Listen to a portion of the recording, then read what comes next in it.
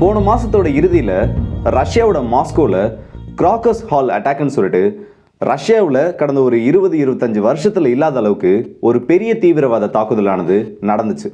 இப்படி நடந்து முடிஞ்சதுக்கப்புறமா ரஷ்யா ஒரு 4 பேரை உடனடியாக அரெஸ்ட் பண்ணுறாங்க. அதுக்கப்புறமா ஒரு 11 பேர் வரைக்கும் அரெஸ்ட் பண்ணி அவங்களுக்கான விசாரணைன்றது போயிட்டுருக்கு. இப்போது ரஷ்யாவோட இன்வெஸ்டிகேஷன் கமிட்டி, இவங்க ரஷ்யாவோட ஒரு ஹையஸ்ட் லெவல் ஆஃப் அத்தாரிட்டி இந்த இன்வெஸ்டிகேஷனை பொறுத்த வரைக்கும், அவங்க கிட்ட இருந்து ஒரு அறிவிப்பானது வெளியில் வந்திருக்கு. இந்த தாக்குதலில் உக்ரைனுக்கு மட்டும் தொடர்பு இல்லை, நாட்டோ நாடுகளுக்கும் அமெரிக்காவுக்கும் தொடர்பு இருக்குது. அதுலேயும் அமெரிக்காவோட அதிபரான பிரசிடென்ட் பைடனோட மகன் ஹண்டர் பைடனுக்கு இந்த தாக்குதலில் தொடர்பு இருக்கிறதுக்கான வாய்ப்பு இருக்குன்னு சொல்லிட்டு ஒரு பெரிய குற்றச்சாட்டானது வைக்கப்பட்டிருக்கு. அப்படின்னா நாட்டோவும் உக்ரைனும் சேர்ந்து தான் இப்படி ஒரு தீவிரவாத தாக்குதலை இந்த ரஷ்யாவில் மாஸ்கோ மேலே பண்ணாங்களா? நாட்டோவில் இருந்தும் நாட்டோ நாடுகள் கிட்ட இருந்தும் எப்படி உதவிகளானது இந்த தீவிரவாதிகளுக்கு போயிருக்குன்னு சொல்லிட்டு இந்த வீடியோவில் டீட்டெயில்டாக பார்த்துலாம். ஸோ வாங்க டேரக்டாக வீடியோக்குள்ளே போயிடலாம். நான் உங்கள் ஆர்கே, தமிழ் பொக்கிஷம் வழங்கும் டிபி ட்ரெண்டிங்ஸ்.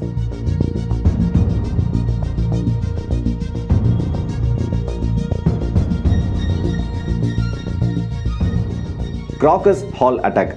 இந்த அட்டாக்கை பொறுத்த வரைக்கும் ரஷ்யாவை சமீபத்தில் உழுக்கினதுலேயே ரொம்பவும் ஒரு மோசமான அட்டாக்னு சொல்லலாம். ஏன்னா அடையாளம் தெரியாத நபர்கள் இந்த கான்சர்ட் ஹால்குள்ளே நுழைஞ்சு கண்மூடித்தனமாக துப்பாக்கிச்சூடு நடத்துனதுலையும் ஒரு சில வெடி விபத்துகள் நடந்ததுனாலையும் அந்த அட்டாக்ல அந்த சம்பவ இடத்துலையே நூற்றுக்கணக்கான நபர்கள் உயிரிழந்துடுறாங்க.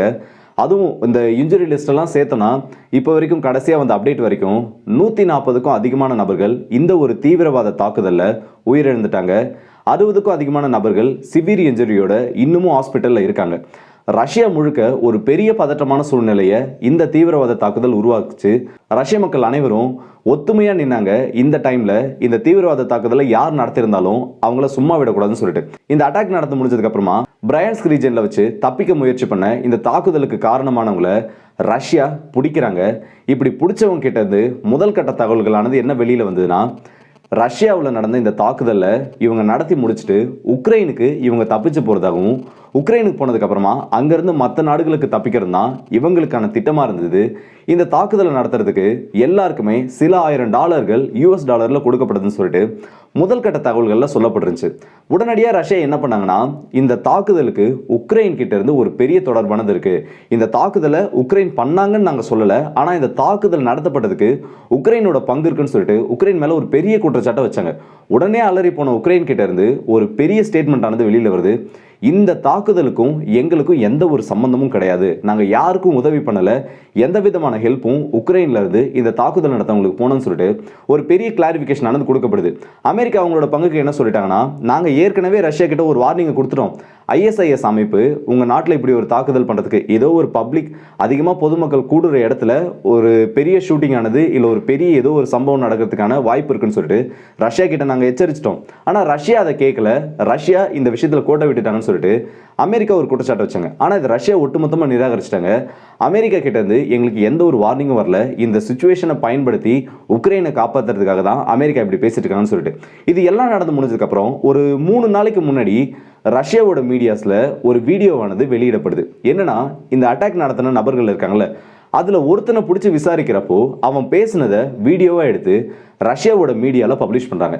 என்னன்னு கேட்டிங்கன்னா, அந்த தாக்குதல் நடத்தினவன் ஒரு விஷயத்த சொல்கிறான், எங்களுக்கு உக்ரைன்ல இருந்து தான் பண உதவிகள்ன்றது வந்துச்சு, நாங்கள் இந்த தாக்குதலை நடத்தி முடிச்சுட்டு ஒரு சேஃப் டோர் வழியாக, அதாவது ஒரு சேஃபான பாசிங் வழியாக உக்ரைனுக்குள்ளே போயிட்டோன்னா அதுக்கப்புறம் உக்ரைன்ல இருந்து நாங்கள் அடுத்தது எங்கே போவோன்றது எங்களுக்கு தெரியும், உக்ரைனில் இருக்க நபர்கள் கிட்ட இருந்து தான் எங்களுக்கான இந்த பண உதவிகள் வந்ததுன்னு சொல்லிட்டு உக்ரைனை குற்றம் சாட்டுற மாதிரி ஒரு பெரிய பரபரப்பு வீடியோவாக இது மாறுச்சு.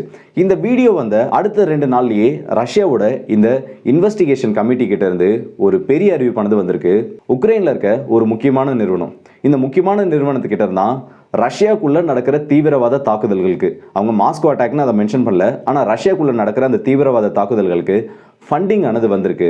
இந்த நிறுவனத்துக்கு நாட்டோ நாடுகள் கிட்ட இருந்தும் அமெரிக்க நாடுகள் கிட்ட இருந்தும் இன்டைரக்டான ஃபண்டிங் வந்திருக்கு.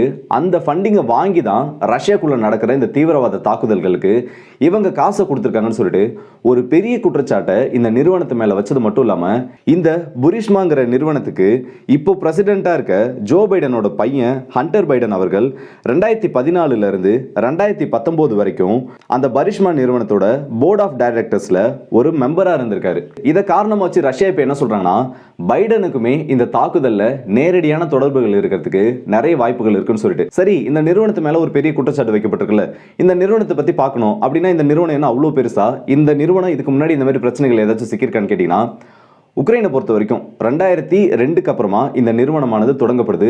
ஆரம்பத்தில் சின்ன அளவில் தொடங்கப்பட்டாலும் இந்த நிறுவனத்தோட வளர்ச்சின்றது யாருமே எதிர்பார்க்க முடியாத அளவுக்கு ஒரு அசுர வளர்ச்சினே சொல்லலாம்.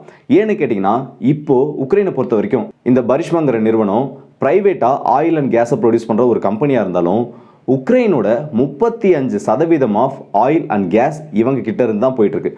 ஒரு பிரைவேட் கம்பெனி கிட்ட இருந்தே இந்த அளவுக்கு அதிகப்படியான ஆயில் அண்ட் கேஸ் போயிட்டு இருக்கு. அது மட்டும் இல்லாமல் உக்ரைனில் இருக்கிறதுலேயே ஆயில் வெல்ஸ் இருக்குல்ல, இந்த எண்ணெய் எடுக்கிறது, எல்பிஜி எடுக்கிறதுன்னு சொல்லிட்டு, அதில் 40%க்கும் அதிகமாக இவங்களோட கண்ட்ரோலில் இருக்குது. டைரெக்டாகவும் இன்டைரக்டாகவும். டைரெக்டாக இருக்கிறது எல்லாமே இவங்க ஓன் பண்ணுறது, இன்டைரக்டாக இருக்கிறது எல்லாமே இவங்க மூலயமா ஃபண்டிங் போயிட்டு அதுலேருந்து ஒரு குறிப்பிட்ட பெர்சன்டேஜ் எடுக்கிறதுன்னு சொல்லிட்டு 40%க்கும் அதிகமான உக்ரைனோட இந்த எனர்ஜி ஆயில் அண்ட் கேஸை பொறுத்த வரைக்கும் இவங்களோட கண்ட்ரோலில் தான் இருக்குன்னு சொல்லலாம்.